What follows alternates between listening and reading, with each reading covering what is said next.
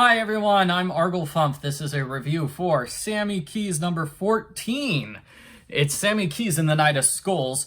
This is a Halloween book, which is hard to believe because book number 2 was a Halloween book. And every single book has taken place in like a different month. So we've gone a complete rotation through the calendar and we're back at Halloween. So maybe next book will be a Thanksgiving one, and then maybe another Christmas book, and then, only 2 more books and then the series over. So the series is gonna end in February? I don't know what, maybe it'll be a Valentine's Day book. I don't know. I bet Casey's gonna be in it. Because this is the first book where Casey and Sammy are like officially dating. And that is sort of a big part of this book, is that, just having to deal with the fact that Casey is her boyfriend and, you know, they can't contact each other by phone very much because she doesn't have a cell phone. She tries visiting his house, but his crazy his crazy mother and crazy sister Heather is there. Yeah, so basically just crazy times. At the end of the book, Candy accosts basically forbidden Casey from seeing Sammy ever again.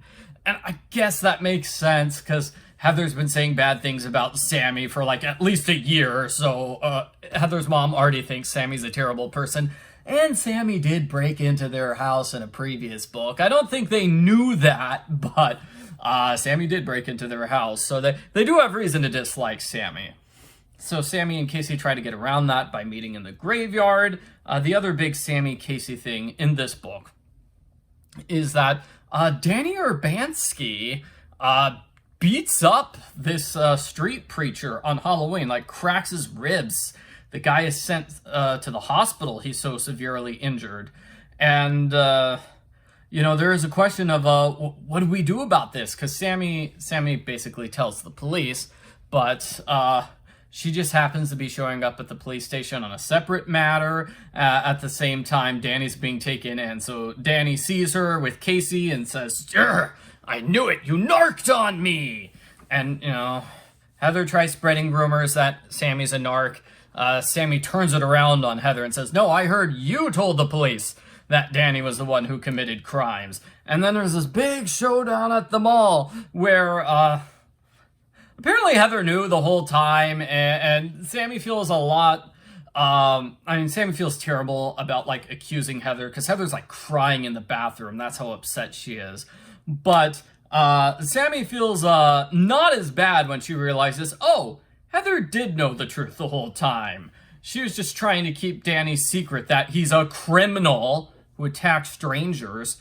But the big showdown at the mall where, Danny's trying to take it out on Heather, but then we have the big I am Spartacus moment where Casey's like, I was the one who called the police. And Sammy's like, no, I was the one who called the police. And then Holly's like, no, I'm the one who called the police. And it ends with Marissa saying, I'm the one who called the police. And Marissa seems to have finally gotten over Danny, because Danny was definitely manipulating her in previous books. It seems like she's now going to start dating Billy, because Billy apparently has been into her for a long time.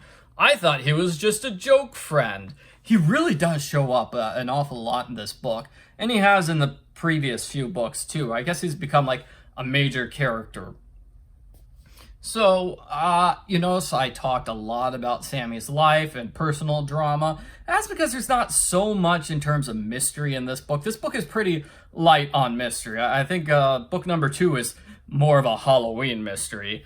This one, the mystery is they take a shortcut through the graveyard, and she hears dogs, but she doesn't see any dogs, and she later realizes it's somebody's ringtone, meaning that person was there close by them when they were in the graveyard, and that was actually a pretty good deduction. I like that one.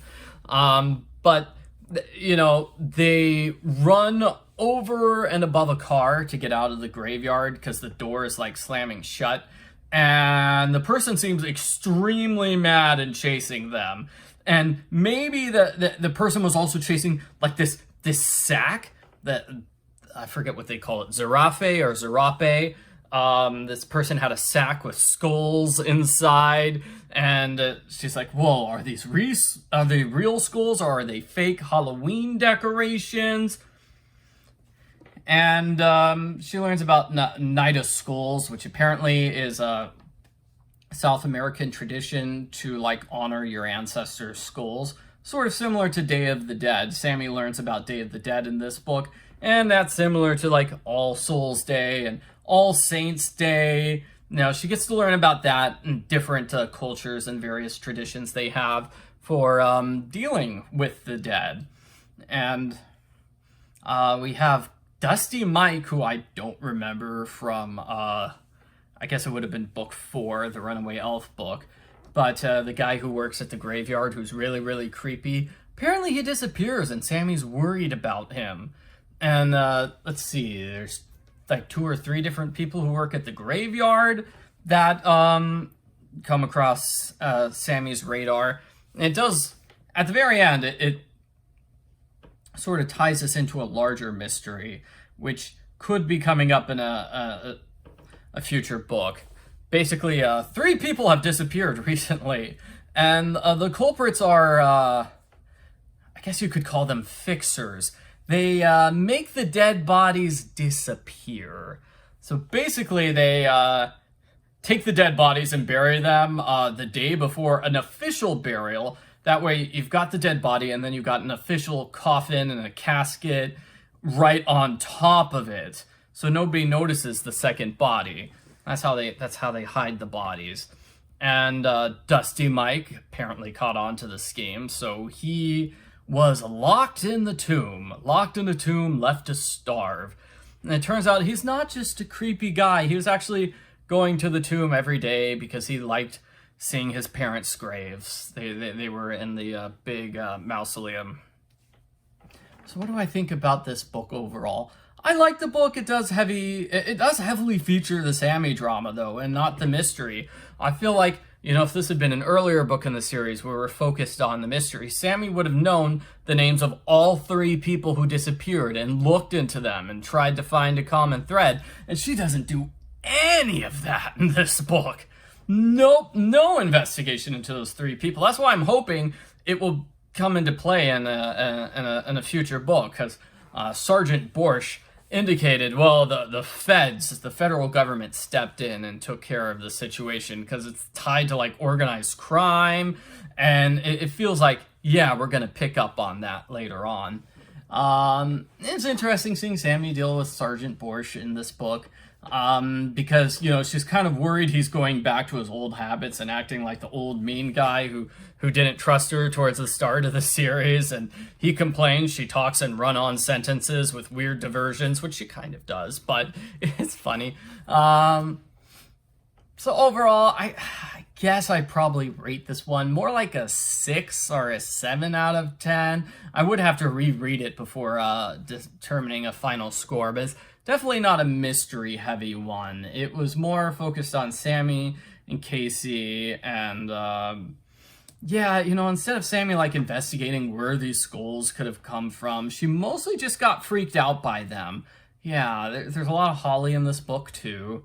And one final thing I want to note is that in my review of the previous book, I forgot to complain that they messed up on the lyrics to the Bibbidi Bobbidi Boo song from Cinderella. Alakadoola, menchikaboola, bibbidi bobbidi boo. I know those are like nonsense words. They don't mean anything, but they got the words wrong in the previous book, and I didn't want to point it out. I think we had like the Disney sing-along version of that song growing up, so I had all those words memorized, even though they are things like Alakadoola, menchikaboola.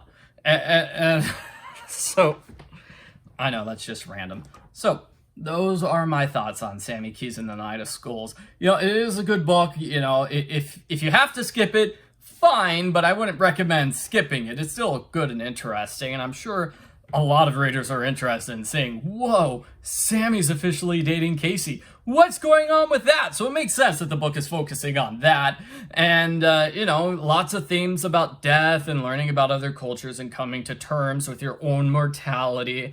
Like they go visit a funeral home and they actually get caught in that creepy room where they like dissect the dead bodies. That is not what they do, but like embalm the bodies, and it was gross and creepy, which works because it's a Halloween book.